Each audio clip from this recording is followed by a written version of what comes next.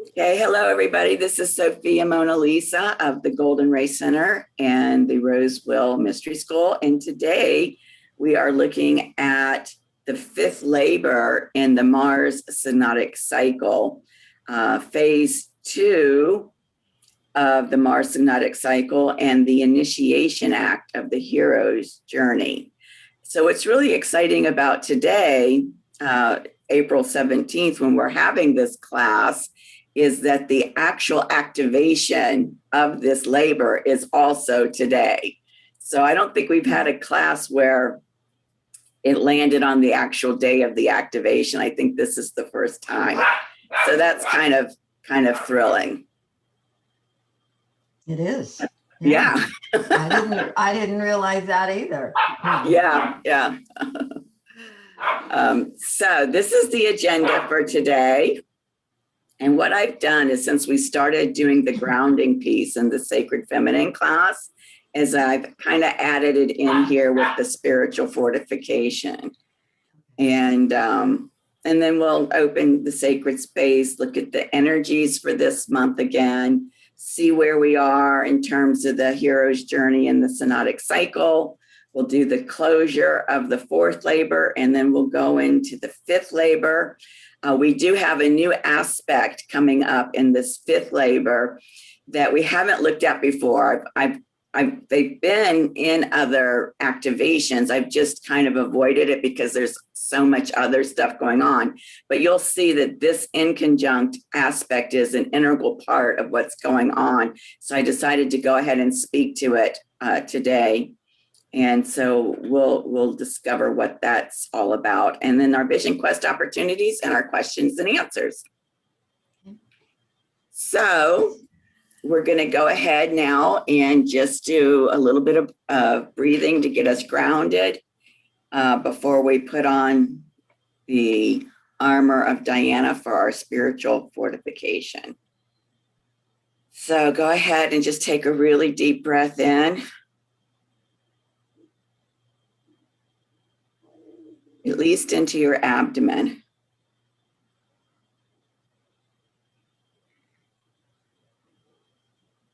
Feel your body relaxing as you're taking those breaths into the abdomen.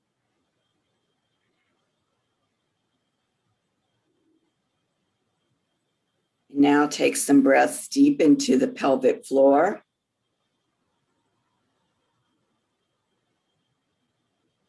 And as you're breathing into the pelvic floor, the body relaxes even more, especially the neck, the shoulders.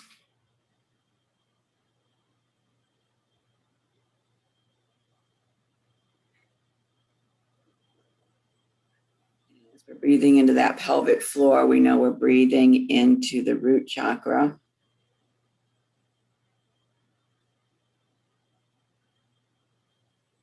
And now discern how large your auric field is at this time.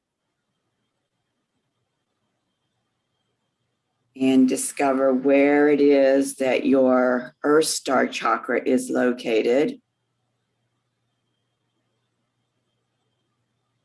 And breathe deep into that Earth Star chakra.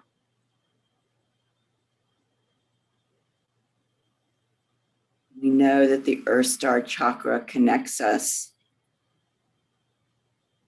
to the center of the earth, that which I call the heart of Gaia.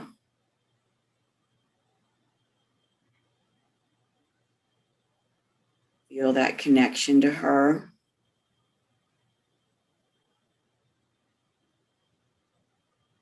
Feeling deeply grounded and centered in her energy.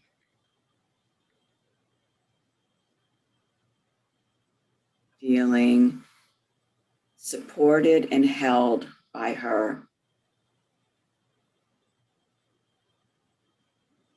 And so we claim this space for the Sophia Christ consciousness. Call in our higher selves, our spirit guides and spirit allies. Call in our animal medicine and our animal totems. We We invite in Magdalene, Yeshua, and Mother Mary.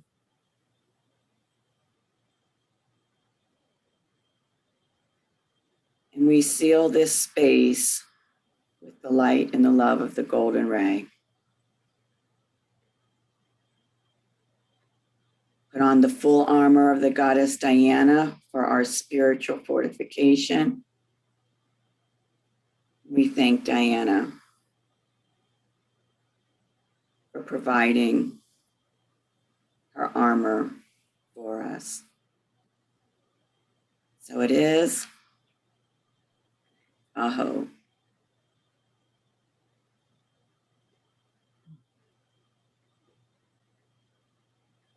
So today we're doing an invocation to Osiris. This is the first time that we've done an invocation to him. So I've got my candle going here.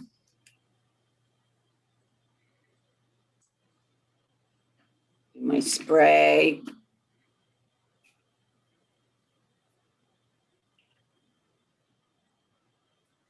This is my Rainbow Bridge spray, bridging heaven and earth. And whenever you're ready, Maureen, you can do the invocation.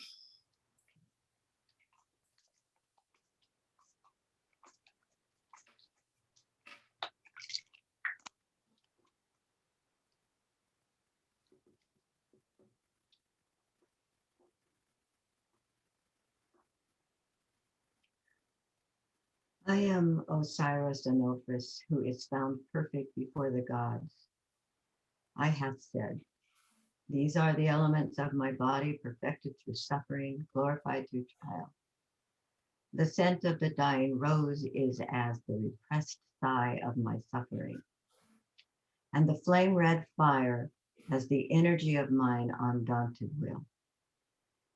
And the cup of wine is the pouring out of the blood of my heart, sacrificed onto regeneration, onto the newer life.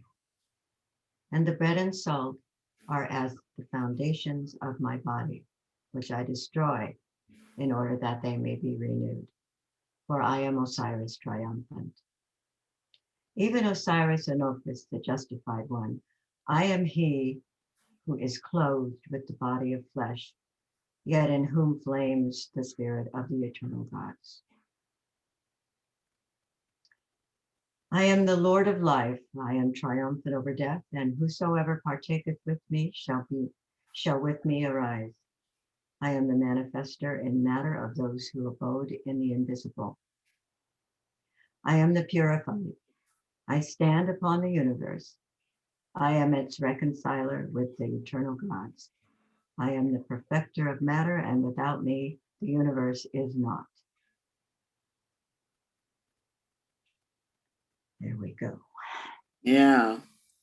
I love this piece where he says, I am the Lord of life, and whosoever partaketh with me shall with me arise. Because to me, that speaks to what we had intuited about his descent into the Inanna underworld to facilitate and to allow that healing of the split between Inanna and Ereshkigal so that they can rise together. Yeah. And it does sound something like Yeshua, Christ consciousness as well, from his words. It's interesting that they have a similar intent, I believe. Well, and remember, I texted you the other day and I told you that I received the message very clearly that Yeshua and Magdalene were Isis and Osiris. And so even his reference here to the rose, we know that that rose symbolizes the Magdalene. Absolutely. So it was just a validation, again, of what we've received about his descent into the underworld, and then receiving that message that Yeshua and Magdalene are Osiris and Isis. Yeah. Yeah, there is something in that sentence that I'm just kind of feeling a little bit of interest in. The dying rose is the repressed sigh of my suffering. It's almost like he was talking about what is to come in terms of the divine feminine. Of course, because Osiris was before the decrees of the church in terms of who she really was. It's almost like he was talking about that before it happened. Yes. I know this was probably written later, but it's just like the coming of the repressed divine feminine. Somewhere in there, I'm feeling that. I understand what you're tapping into. Absolutely. It was like a foreshadowing. Exactly. That's the word. Yeah, it is like a foreshadowing of what is to come. Yeah. And because of the fact that Osiris and Isis were unified, because of the fact that Yeshua and Magdalene are unified, the repression of that sacred feminine energy would cause them, Yeshua and Osiris, suffering. Absolutely. Yes. And sacrificed, as we know, is to make sacred. Right. So he's also speaking of the rise. Yep. And, and uniting of the divine feminine and divine masculine. Yep. Unto regeneration, unto the newer life. Yeah. I mean, I think it's just magnificent. It is. It really is. It's beautiful. Yeah. Yeah. There wasn't a name on this link here to give credit to whomever wrote it, or if there is, I didn't see it. Yeah. So I think it was definitely inspired. Absolutely. Yeah. Yeah, I agree with you. Trying to get my mouse to work. Okay, here we go. Oops, sorry, one too many. So here are the creative energies for this month. We've talked about these, of course, in the Sacred Feminine class, but there's something here I'd like to point out, which I believe is beyond coincidence, is definitely a synchronicity. So here we are today, the fifth labor of Mars, and today is also the fifth night of Navratri. And if you recall me saying, or if you read the blog post that I put the link to, on the fifth night of Navratri is when MahaLakshmi grants a boon, a blessing. So I think it's very synchronistic that we're having the class on the day of the activation, and that the activation is on the night of the fifth night of, or on the day of, it'll be the fifth night tonight of Navratri. The way that Navratri works, it goes from sundown to sundown. Okay. So tonight at sundown will be the fifth night. The fifth night. Okay. Yeah. And then yesterday was that Sun and Aries square Pluto event. Did you have anything come up around that for you in terms of, we had talked about, the rise of the phoenix starting to come up out of the ashes of the Inanna underworld.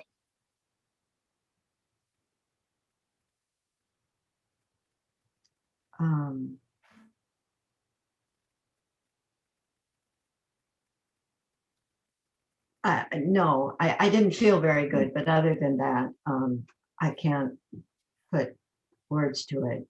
Okay. And the other way that I would say it, because it's kind of hard to envision like this pile of ashes that the phoenix is getting ready to rise out of. And so the energy around the phoenix rising up, to me, is very similar to like the chick that's breaking out of its shell. It's that that, how would you describe that energy of renewal where it's just breaking free from that?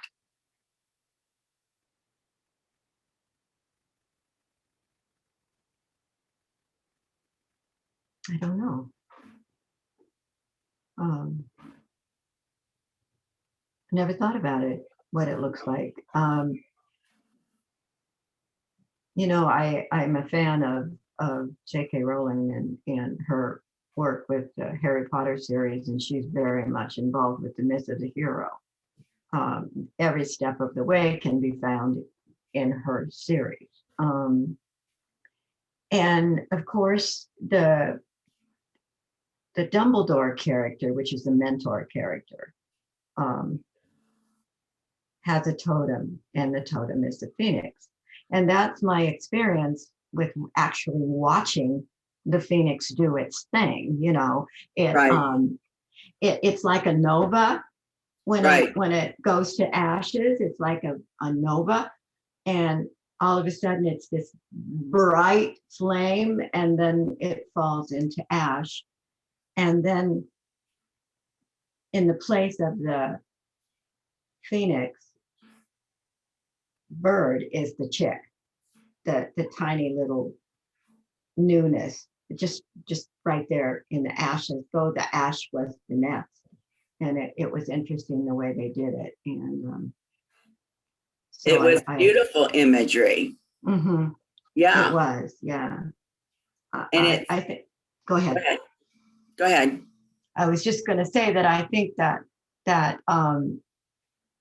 because she had a lot of power over how they portrayed her story at that point, she had final say on all of it. She made sure that they honored all the legend, all the myths, and they did. And I don't know where she got all of her knowledge of mythology, but she didn't miss a beat. No, she did not. No. She was very true to that, wasn't she? And it's actually that image that you described of the little chick phoenix and the ash that is what I'm tapping into with this Sun square Pluto, particularly because this is happening at 26 degrees, and we know that the Pluto return for the United States is at 27 degrees. And so it just, you know, we're within that 1 degree orb of that Pluto return, the first activation being next February. And so I think that with this square happening, particularly at this placement, that we're going to start feeling that the manifestation of that energy, of that image of the little chick now starting to come out of the ashes. Yeah, I agree. And it's funny now that we're discussing it, and I can feel what was going on in my life, and I'm nesting. I am absolutely nesting. I am making my nest comfortable now. I'm making changes, and so I guess that's how I'm feeling it. Is I'm looking around my own sacred space, and I'm making it more comfortable for the rise of the phoenix. It's funny, I just got that.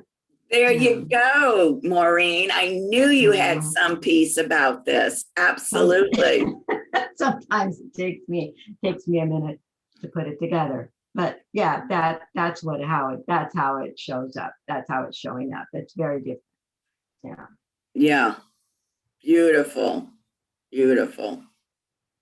You know, cleaning, organizing, very similar to what a pregnant woman does automatically before her birth of her child. Right. She nests, she fixes everything. Yep. Yeah. Fantastic. I love to hear to hear how that expression is coming through you. Me too. It's worth waiting for. Thank you. I'll sit here.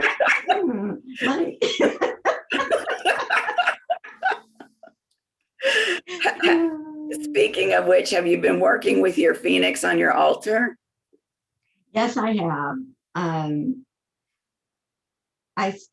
Yes, I have.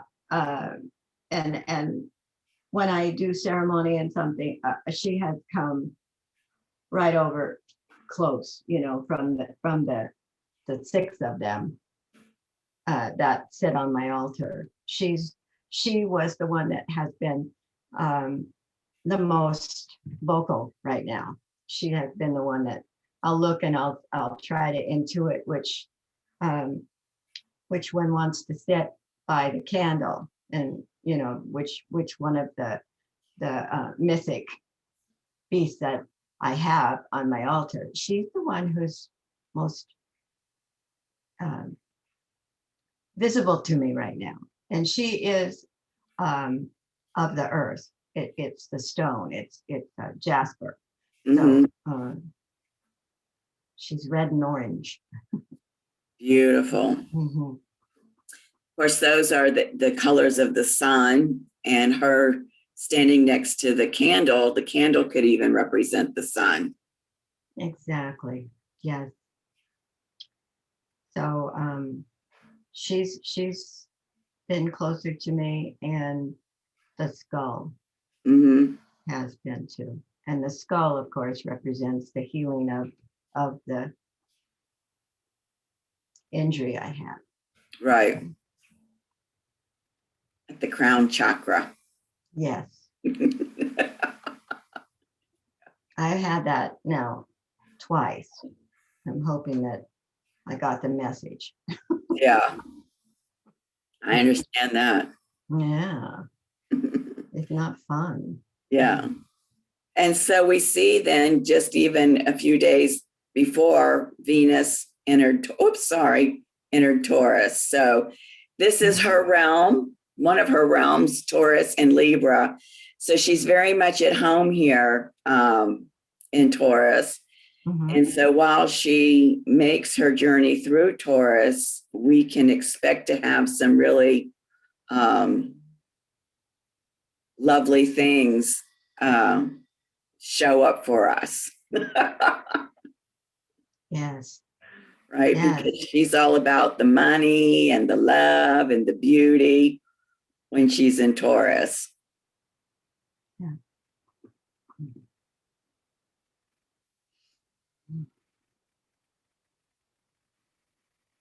Oh, and just pointing out then, on the 23rd, which is, I guess, next week, isn't it? Yes. Double check.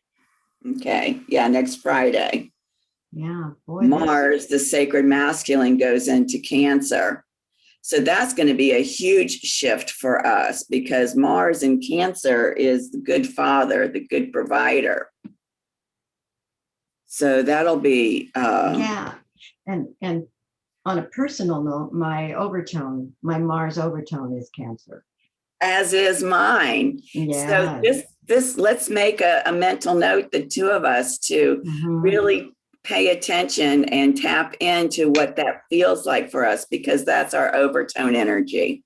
Yes. Great point.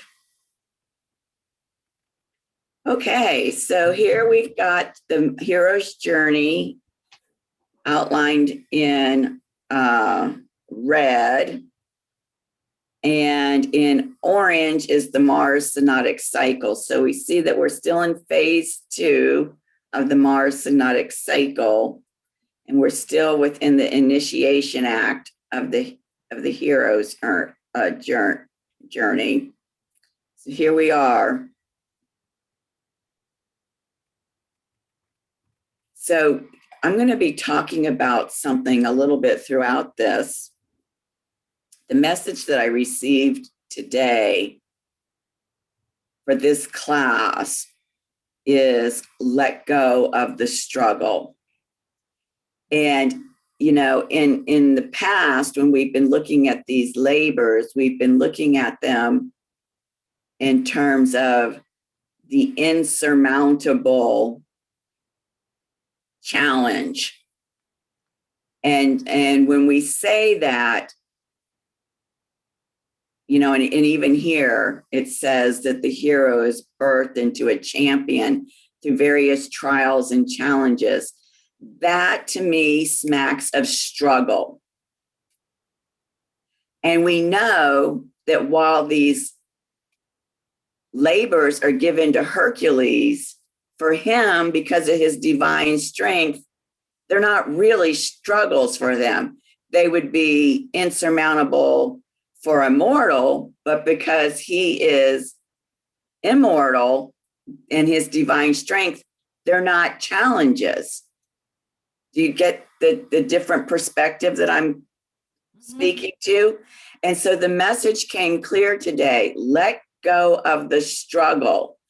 And so we see that this is happening at the 5th labor. There's going to be 9 labors. Sometimes there's 10, but this time there's 9. So this is about the midway point. And I thought, isn't that another synchronicity that at the midway point, we're being invited to shift perspective from this mortal view of the insurmountable struggle to the immortal view of it's not a struggle because I've got this divine strength. So I'm going to be kind of weaving that message of letting go of the struggle in a little bit as we go through this today. And before we do that, we're going to go ahead and do some closure work around this 4th labor that had to do with the Erymanthian boar. And if you recall in class, when we were talking about this labor, most of this labor, except for these last couple of bullets, have to do with what was going on between Hercules and the Centaurs. And I had asked everybody to do a little bit of research on, well, what is the mystical significance of the Centaur? Other than the fact that we're in this special world, we know we get these mythical allies, these mystical figures coming in to assist. And so did you happen to have a chance to look at anything around the Centaur? No, That's okay. I didn't. I'm sorry. That's okay. I did a little bit, just real quickly here, to kind of point out some of the things that I found about the symbols and the representations of the Centaur. And so what's interesting is that, of course, they symbolize masculinity and that they're supposed to be brave and loyal warriors. And because this is the Aries archetype,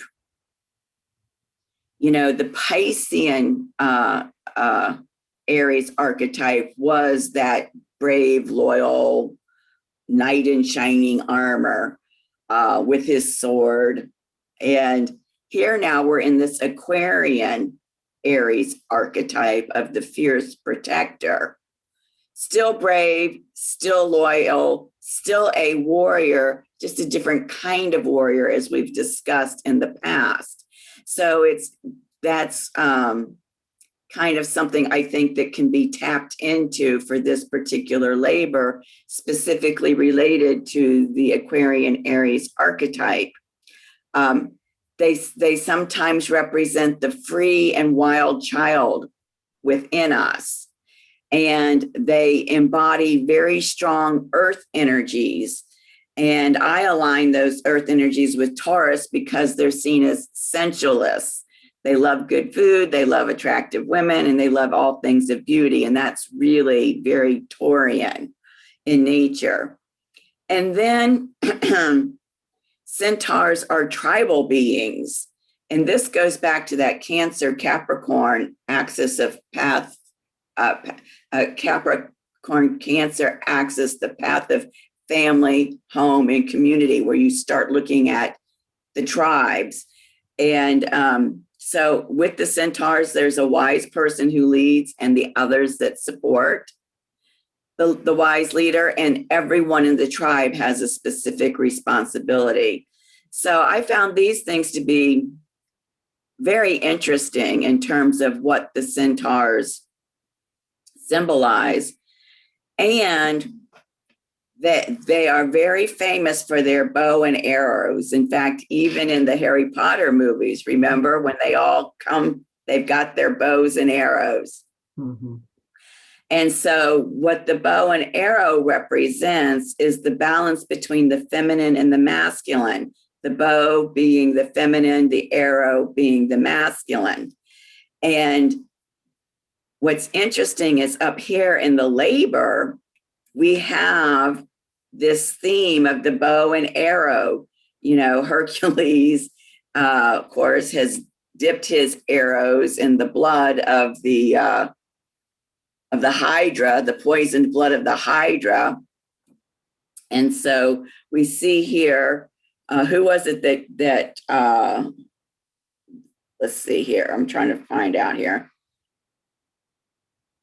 Oh, Pholus, the centaur Pholus pulls an arrow from the body of one of the dead centaurs, and it slips out of his hands, and he ends up killing himself because it falls on him because of the poison on it. Chiron gets injured. You know, he's an immortal centaur, so he can't die, but he receives that wound. And this is how he becomes known as the wounded healer, because he can't heal his own wound that is the result of these arrows. And so what we're seeing here is, to me, what's coming forth is a real imbalance with the feminine energy. How are you seeing that? Did you say imbalance? Imbalance, yes. Imbalance, yes, exactly, yes. I was just trying to think about Centaur's relationship to the sky. They were also, I think, very much in sync with what was happening in the heavens too. And so I began to see them as a bit of a bridge between heaven and earth, and their bodies, in fact, represent Absolutely. that. Absolutely. You're absolutely right. And in fact, I'm just pulling up my phone here to do a quick Google. Isn't there even a constellation? Yeah. The Centaur. The Centaur constellation. Mm-hmm. Yes. So another representation of the as above, so below, bridging heaven and earth with the centaur. And then in this last piece where it talks about how Eurystheus is so amazed and frightened by the hero's powers that he hides in this partially buried bronze jar. And there's the image of him hiding in the bronze jar. And to me, I know it sounds kind of crazy, but it's almost like he's trying to get back into his mother's womb by hiding in the bronze jar. I mean, what do you think? Oh, yeah, I definitely think so. Yeah. Yeah. And bronze has its own qualities as well. And so I got some bronzite stones that I used, when I was working with this fourth labor, because I was thinking so much of the bronze jar that he was hiding in. I can't remember right now the qualities of bronze, but I know it has, just like crystals, bronze has its own strengths as well. Sure. And I just can't remember what they are right now. Right. That opens up the whole field of metallurgy and all of the different exactly. metals and Mhm. what they can offer to us in terms of their medicine. Mm-hmm. And I thought so much of the poem ode, what is it? Ode to bronze. I can't think of it. I studied it in high school. Not a big poetry person, but that one I kind of enjoyed learning. And that kind of inspired me also to work with bronze. Right.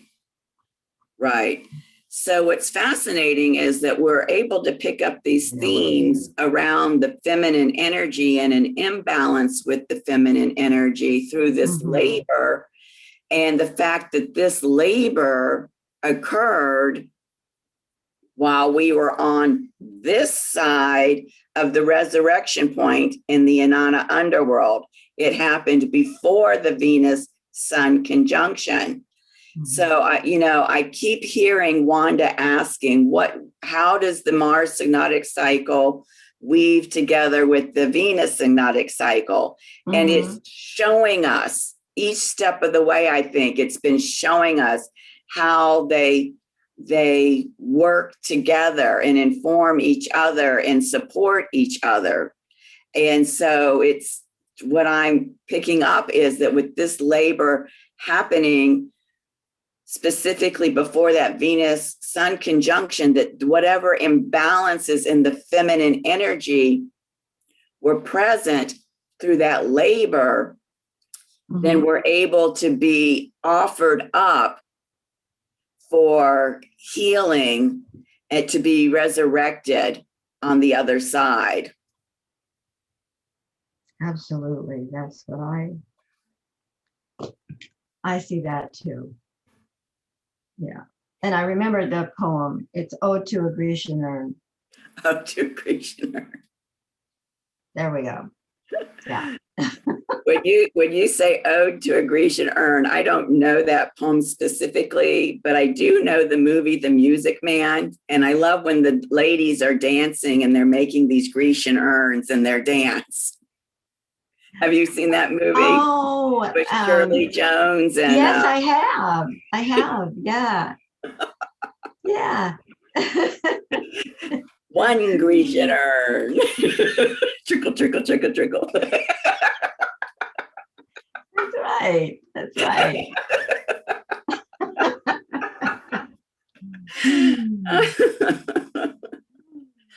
So let's look at some of these negative Aries traits. And this is what we've been focused on, right? The struggle. And so we talked about how, the temper, the outburst, the rage, the blind optimism, the recklessness, being overly competitive. So thinking back then on what was going on with you last month in terms of this labor, how might you have experienced any of this? Or was it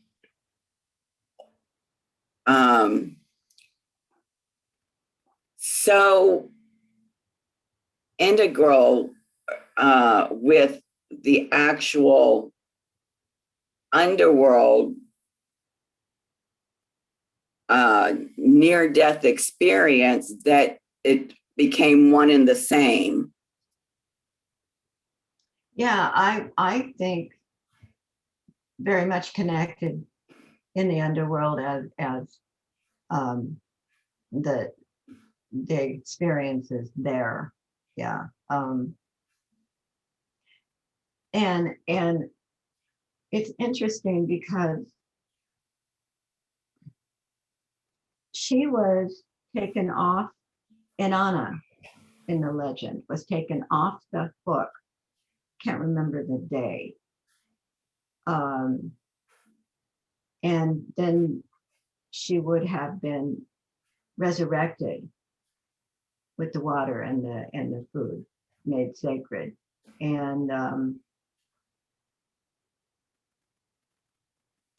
that's when I see the two of them beginning their dance together, Arishka Gal and Anana. Yeah. And certainly it is not going to go smoothly. Obviously, there's too much between them that must be reconciled, just as there is in us. There's a lot in us that we must reconcile before we start our ascent. That's been this 3 months underworld. So that's how I see that happening. It's represented by them beginning to look at each other and seeing each other, maybe for the first time, and beginning to, as I said, reconcile. Right. Which goes back to that message that I received, that in order for there to be resurrection, there must be reconciliation. Absolutely, there has to be, and that's how I see the fourth labor. Actually, is in the underworld as they begin their reconciliation. Yeah, I absolutely agree with you. And she hangs on the hook 3 days, just to answer that question. Okay, 3 days, that's it. Yeah, she hangs on the hook dead for 3 days. And so then we had at March 26th, the Venus Sun conjunction. So from March 26th until May 3rd, when she rises as the evening star, that's probably what, 5.5, 6 weeks, maybe, without looking at a calendar. So this is the energy that shows itself to me through that period. And it goes back to Leela's question about, is there a difference in the energy in the underworld prior to the Venus Sun conjunction and after the Venus Sun conjunction? Yeah. She was born after, which is what prompted the question. Yeah. And I think we answered it really well, that absolutely, that there's a difference in energy. And so the way that I'm seeing it, I always find a way to relate everything back to Abraham's teachings, is Abraham talks about how when you're in the swimming pool and you're pushing the ball under the water, how much exertion, how much resistance is required to hold that ball under the water. And it's that energy that I feel is happening as we are going towards the Venus Sun conjunction. And then once they meet in the sky, when you let go of the ball, then the ball can bounce up. Meaning it naturally, when you let go of the suffering, your frequency naturally raises to align with the frequency of your inner being. And so that during this time, these 5 to 6 weeks after the Venus Sun conjunction, that's what's happening. As the reconciliation is happening, our frequencies are rising and rising and rising, so that by the time Venus rises as the evening star, then the resurrection is complete, because we have been able to raise our frequency to that alignment space. Absolutely. Yeah. That's how I see that. Yeah. Exactly. So is there anything about the fourth labor that's desiring you to give voice to it in terms of how you experienced that last month?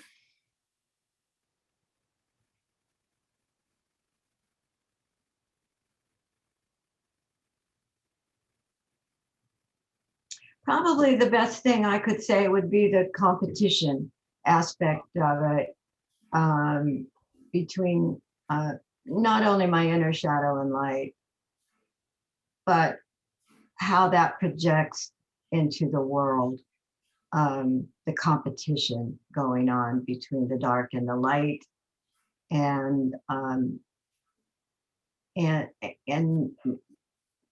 not seeing resolution that I want to see.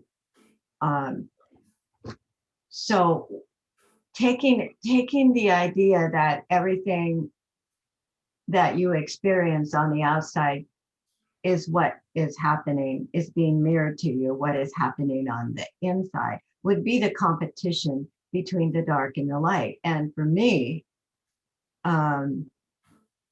it would be the opposite of what most people see that as, because most people see themselves as the light. They would identify more with Inanna, but I do not in this particular underworld. I have in the past, but this time I'm identifying mostly with Ereshkigal. And that is directly related to what I see in the world, the shadow. And so it's real important for me to bring that together and not project that shadow out into the world and see it as a struggle. Right. That's putting it very lightly. You know? Right.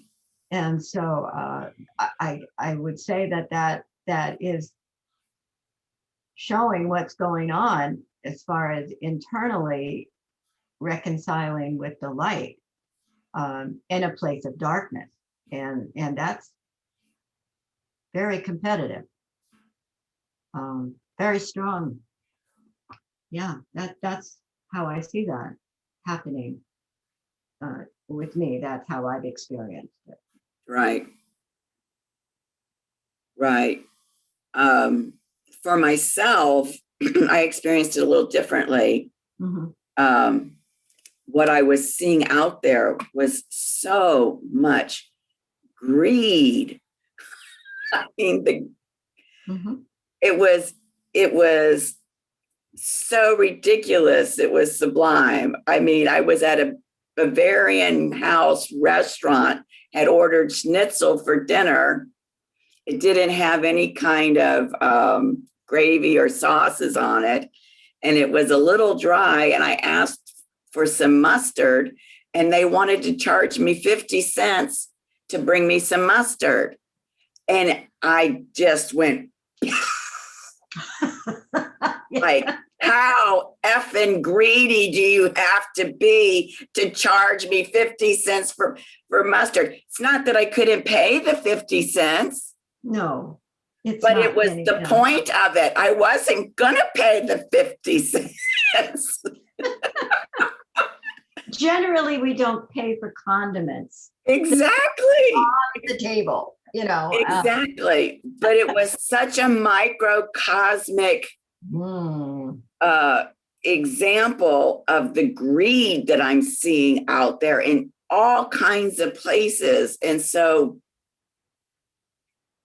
for me, I don't consider myself to be a greedy person, but you know, I will pay good money for good food. I hate to burn money on bad food. That's my thing.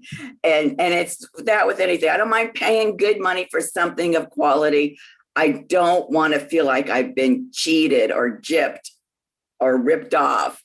And so that kind of, you know, struggle, right? Mm-hmm. Yeah.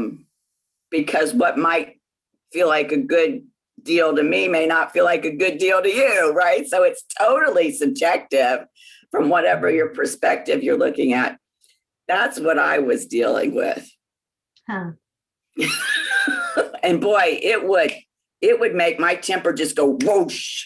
So how did that resolve? What happened? I just slept for 3 days. I literally slept for 3 days, and my, you know, my frequency was able to have a whole new set point so that I wasn't, you know, being triggered by that. I also then spent the rest of the week at home. I didn't even want to go out and see what was out there. I needed to stay in. It's funny you're talking about nesting and creating this safe space for you. I needed to stay in the safety of my own home, my own nest, my own cave, Mm. so that I wouldn't have to look at what was out there. Absolutely. Yeah. And we have to take care of our own point of attraction, our own frequency. And this is where that message of letting go of the struggle, let go of the struggle comes back. And is so empowering, because if we don't take care of our frequency first, then there's so much going on out there that it can just roll us over. You know, it's like getting hit by a Mack truck, you know, because it's so dominant out there. The shadow frequency out there has such momentum behind it that if you haven't taken the time to put on your spiritual protection, your spiritual fortification, and to calibrate your frequency, you will get slammed and run over. Absolutely. Sometimes literally. And sometimes literally, yes. Yeah. So I think that it's interesting that this message of let go of the struggle has shown up at this labor prior to Pluto starting the vision quest, going retrograde at the end of this month, because it speaks to this ability to take back your power and set your point of attraction, calibrate your frequency so that you can go through this and not feel like a boat on the ocean that's being tossed about by the wind and the waves. Yeah.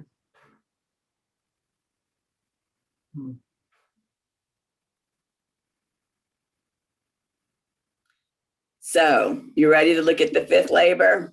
I sure am. Okay. So the fifth labor has to do with these Aegean stables. And I hope I'm saying that right, because of course it's a Greek word, and we all know that I don't have a mastery of Greek. I don't either.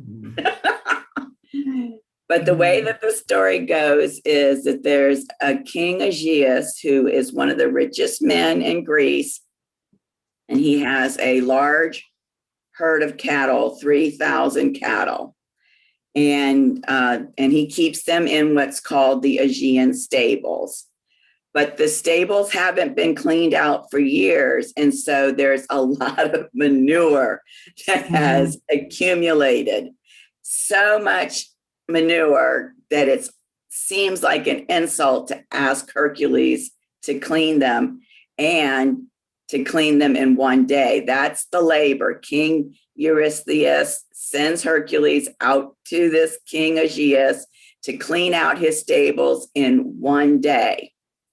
So when Hercules arrives at this King Aegeus's place, he doesn't tell him that he's been sent by Eurystheus. And he does offer to clean out the stables in one day. And the King Aegeus is thinking there's no way that he can shovel out these stables in one day. But if he wants to do it, I'll let him do it. And if he is able to do it in one day, then I'll give him the reward of giving him 1/10 of my cattle. So Hercules calls in the son of Aegeus, whose name is Phileas, to witness this agreement between him and the king. And so as soon as the agreement is made, then instead of shoveling out all of that manure, what Hercules does is he tears away the foundation from one side of the stables, and he builds this canal that directs these two streams that are nearby to flow into the stables and carry away all of the filth of the manure through this other opening. And so, of course, it just basically washes them out and it gets cleaned out in one day. And so when King Aegeus finds out that he's been able to do that, and he discovers that it's been done in service to Eurystheus as one of these labors, he refuses to pay Hercules the 10th of his cattle. So Hercules and the king go to court to settle the question over whether or not he's entitled to this reward. And Hercules has the king's son testify that he did witness the father make this agreement to pay the reward. And so then he does get his reward, the cattle. Now, this is interesting, this last piece, because you'll see I've got two resources here. Everything up until this point here where they go to the court and the son bears witness to this agreement is the same between these two resources. However, this resource has a different ending than this one. And I really liked this ending. And the ending is that Eurystheus will not allow Hercules to count this labor towards one of his labors because he's not supposed to get a reward for it. Oh. Yeah. Yeah. And so to me, this brings up like a whole other issue of, because we know, and as one of the key words for Hercules is worthiness. And so he does the job, he gets the reward, and now you're saying, well, you're not supposed to be rewarded for these labors, so it doesn't count. And it seems to me that there's a whole underlying theme of worthiness related to this labor, even back to here where, you know, it talks about how it's an insult to ask Hercules to clean out all that manure, and how, you know, it's considered menial work that he shouldn't have to stoop to, you know, that it's unworthy of an immortal. So between these three pieces, to me, what I'm receiving from this is that there's a real underlying piece about whether you feel worthy or not. Because again, that's totally everyone's own perspective based on their life experiences, whether they feel worthy or whether they feel unworthy. And what's interesting is in some situations you may feel worthy, but in other situations you may not feel worthy. And so, especially when we're dealing with money, right? Because we're talking about this king who's one of the richest men in Greece. And this reward is a huge reward. To get 1/10 of that is a huge reward. So to me, it's kind of speaking to whatever worthiness issues you may have around money, even. What do you think? Yeah. Yeah. And if this is going to play out on the world stage, we're going to see a lot of that. That'll be very interesting. Yeah. Even the fact that, you know, the king breaks the contract. He has to take him to court to get him to pay the reward. This is stuff that happens, you know, all the time. People making agreements, oftentimes around money, and then breaking the contract and having to take people to court to get what you're rightfully owed. Exactly. Happens all the time.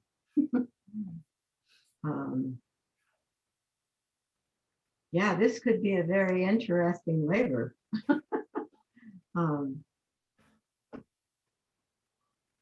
I mean, there could be other, pieces around this that may, show itself, but off, right off the bat, that's what jumps out at me. Is there anything else that's jumping out at you? No, at this point, I just see this particular labor as a very strong part of the collective thought right now in the world. How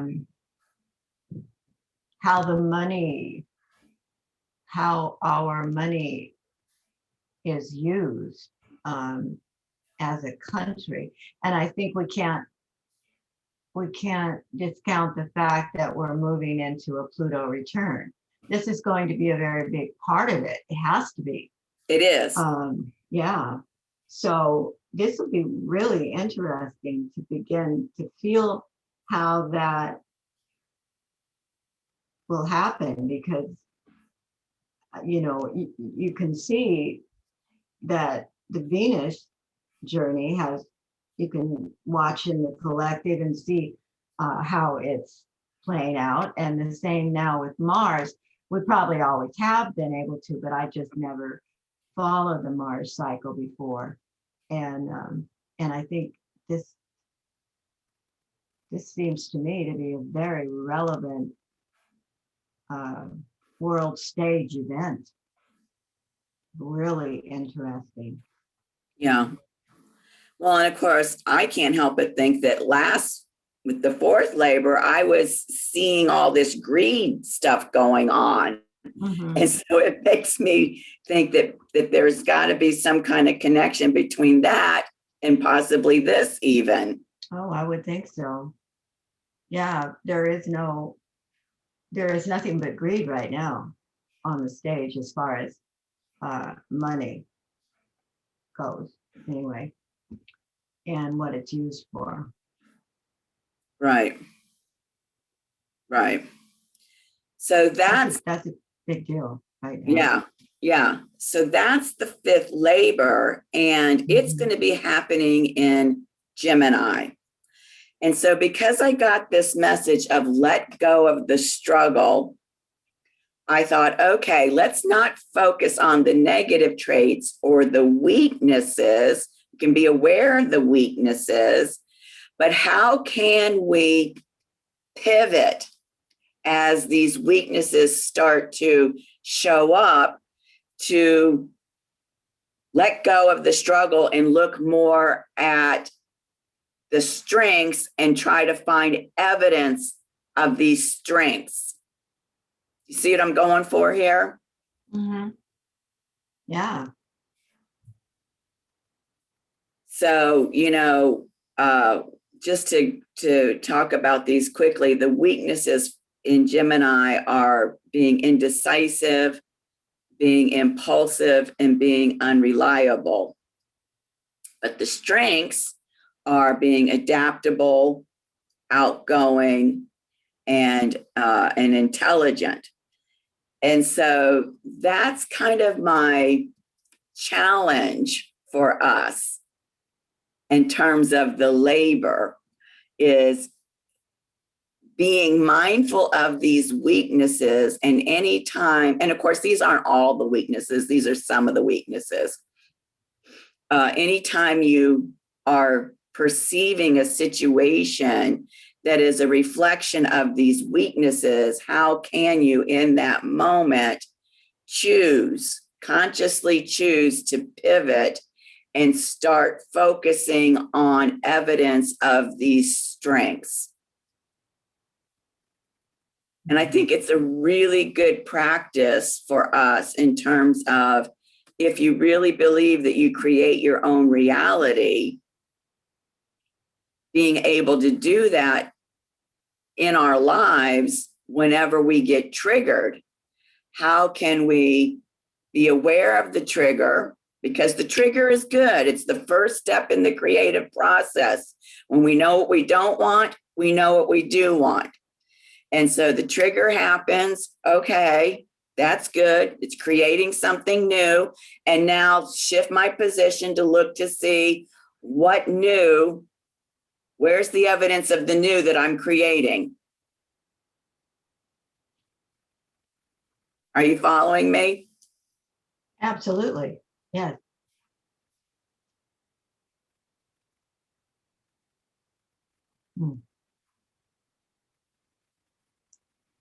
And what's really great about doing it at this fifth labor that's coinciding with the fifth night of Navratri, we know she gives a boon. So that could be even your first thing, is start looking for the evidence of the boon, the blessing that you're receiving from MahaLakshmi. Okay.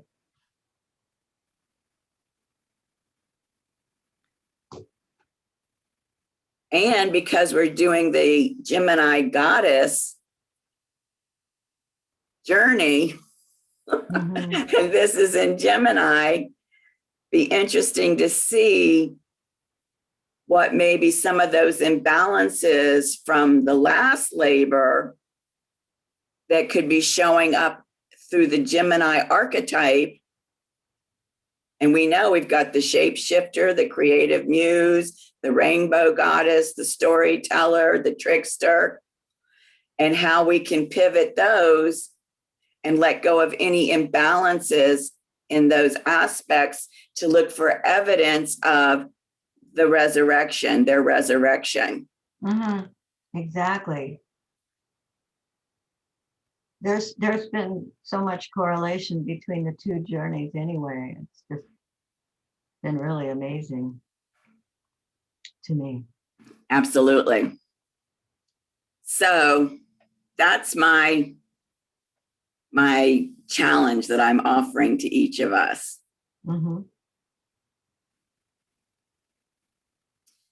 So here are the aspects. All right. And I keep hearkening back to the fourth labor, because you can see, just like in the fourth layer where we had those nested 30, 60, 90, 30, 60, 90, 120. We have this theme again. Okay. And we've gone beyond the 30, 60, 90, 120 with the trine to 150 with the inconjunct and 180 with the opposition. So it's like it's taking that theme of using those universal keys that Nikola Tesla talked about, 369, 369, and it's amplifying it by bringing in the 150 and the 180, which of course becomes a 60 or a 6 or a 9 and a 90 or a 9. 369, 369, 369. Look at this. 1, 2, 3, 4, 5 of them. And then, in here, this one's a little bit different. I'll show you that because it's got the opposition and the inconjunct in there. And then the 30, 60, 90 and the 30, 60. So let's see what that looks like. So here's the Mars and Moon conjunction. That's the activation of the labor that's happening today. And it's funny because it's got this semi-sextile to Asmodeus over here in Cancer. And then Cancer has its own thing going on. This Asmodeus Cancer has its own thing going on. It's got this opposition to Pluto and Capricorn. Then it's got this inconjunct to Jupiter and Aquarius. It's got this trine to Osiris and Pisces. And it's got this square to the Sun and Mercury in Aries. Meanwhile, over here with the activation of the labor, it has got a sextile to the sun and Mercury. It's got a square to Osiris and Pisces. It's got a trine to Jupiter, and it's got the inconjunct to Pluto. So let's talk about these two inconjuncts real quickly. What does an inconjunct mean in terms of an aspect? Well, first of all, it's a 150-degree aspect, and we can see that here. We know that an opposition is 180 degrees. So one house off, or 130 degrees off, that's going to bring you to your 150. So you can see 180 minus 30, there's that 150, that's inconjunct. Same here with Gemini. The opposite of Gemini is Sagittarius. That's the 180, 30 degrees off. That's the 150. That's the inconjunct. Okay. Do you see how to be able to recognize that on the chart? Yeah. Do you need me to go over it again? Inconjunct. That means that the planets are not inside of each other, or we can't see them in the same space. What does that mean? Okay. So let me start again from the beginning. An inconjunct aspect is an aspect that's at 150 degrees. Right? We know that a sextile is 60 degrees, a square is 90 degrees, a trine is 120 degrees, an inconjunct is 150 degrees, and opposition is 180 degrees. So for me, the easiest way to identify it on the chart is first I look for the opposition, because that's easy, right? Yeah. Cancer is opposite Capricorn. That's 180 degrees. Right. If you look to the signs on either side, that's going to be 30 degrees this way or 30 degrees that way. So that's going to be 150. So sure enough, when we look to this side, that's 150 degrees from here. Okay. All right. Likewise, if I'm looking at the moon and Mars, I know that Sagittarius is opposite it at 180. If I look to either Capricorn or Cancer, which is going to be 30 degrees away on either side, is there an aspect? And sure enough, when I go over here to Capricorn, Pluto is 150 degrees away from the moon and Mars. So I just want to make sure you understand how to see it on the chart. Yeah. Does that make sense? Yeah. Okay. Now that you know how to find it on the chart, what does it mean? What is the effect of that energy? And when this energy is not working for you, it's because you're stuck in a mental construct that is a this or that construct. I can either be this or I can be that. I can either have this or I can have that. I can either choose this or I can choose that. I can either agree to this or I can agree to that.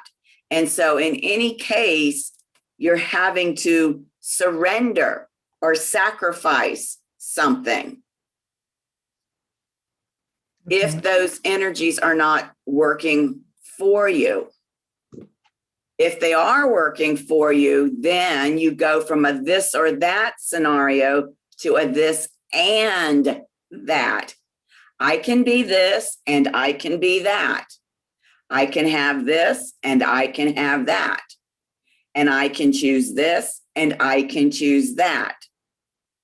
I can agree to this and I can agree to that.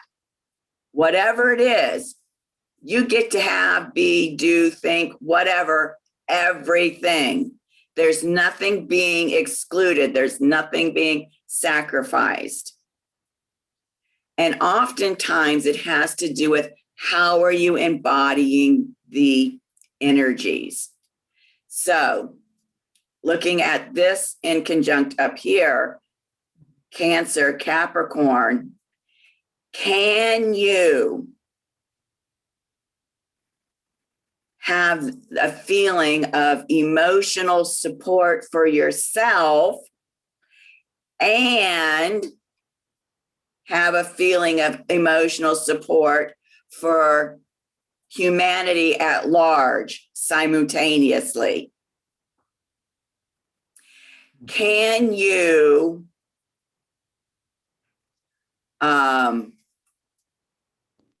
tap into a radical vision for humanity and tap into a radical vision for yourself? Yeah. So oftentimes what happens is people become polarized within themselves and they don't know how to hold space for both energies. And so the inconjunct is giving them an opportunity to figure out how to shift their point of balance so that they can hold both energies. Okay. You don't have to choose between them. Does that make sense to you? Sure. Okay. All right. So, of course, we will talk about the influence of all of this when we do your personal session. But you can see that this is really integrally intimate, and it's kind of kicked it up a notch from last month's labor, because now we've got these inconjuncts and this opposition. You could think of it as we're taking the frequencies higher. Mm. Another great opportunity to receive this message of let go of the struggle. Because if you're holding on to the struggle, you can't raise your frequency higher. Right. Good with that? Yeah. I'm really excited. This is why we did the invocation to Osiris, because now there are other aspects in here, but because this is so nested, I didn't do like the last time where I drew all of the little lines for each one of these, because it becomes a ball of yarn that's tangled up. You can't see one from the other. So I just stuck with these out here, other than I did include this opposition here. Okay. Okay. Mm-hmm. So we'll dig into that more. You know what it kind of reminds me of as I'm looking at it? Reminds me of Jacob's ladder. Oh, okay. Do you see that? Yeah. This reminds me of Jacob's ladder. I mean, if this piece would, I'm using my finger, sorry.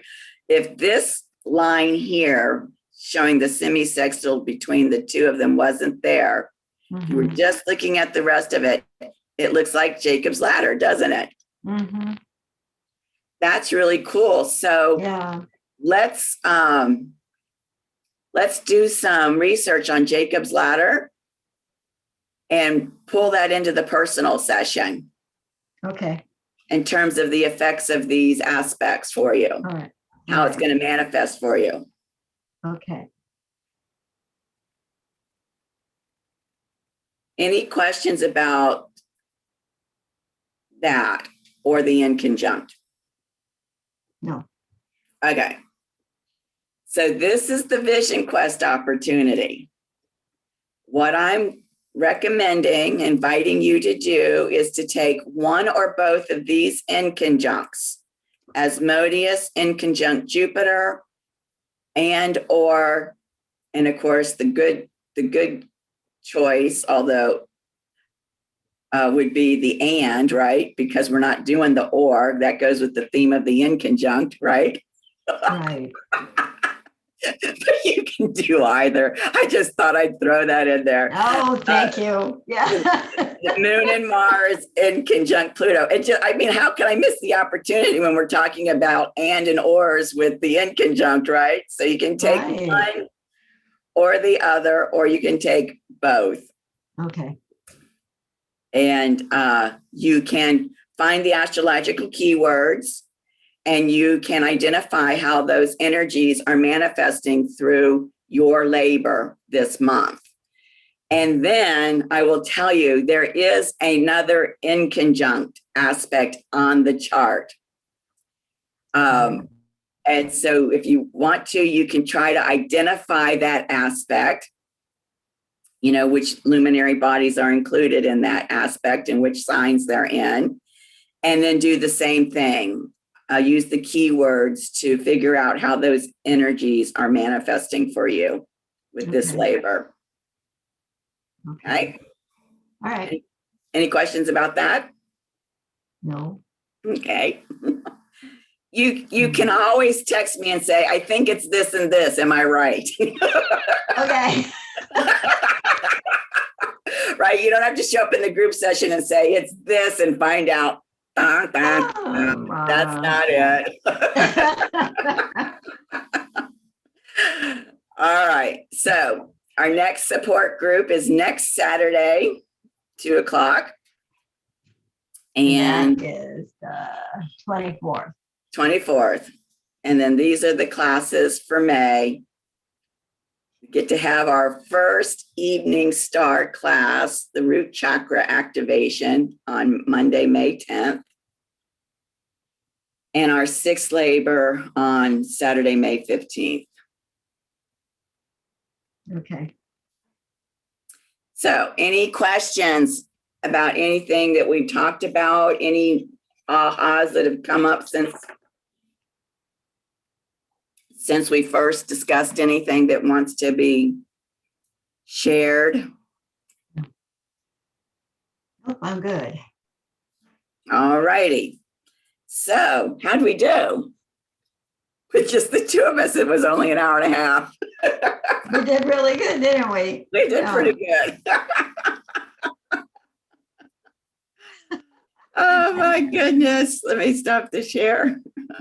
There we go. All right. Well, really revel in this weekend because the activation is today. Really look for the evidence of that boon from MahaLakshmi. Okay. The more we practice looking for the evidence of the things that we're desiring, the easier it becomes to calibrate our point of attraction. Okay. All righty. So I will see you next Saturday, and See you next Saturday. I'll get all this up on the page today. And Okay. in the meantime, don't hesitate to reach out if anything comes up. Oh, I won't, I do. Yep. Okay. All right, sweetie. I'll talk to you soon. Okay. Have a great day. You too, honey. Bye-bye. Bye-bye.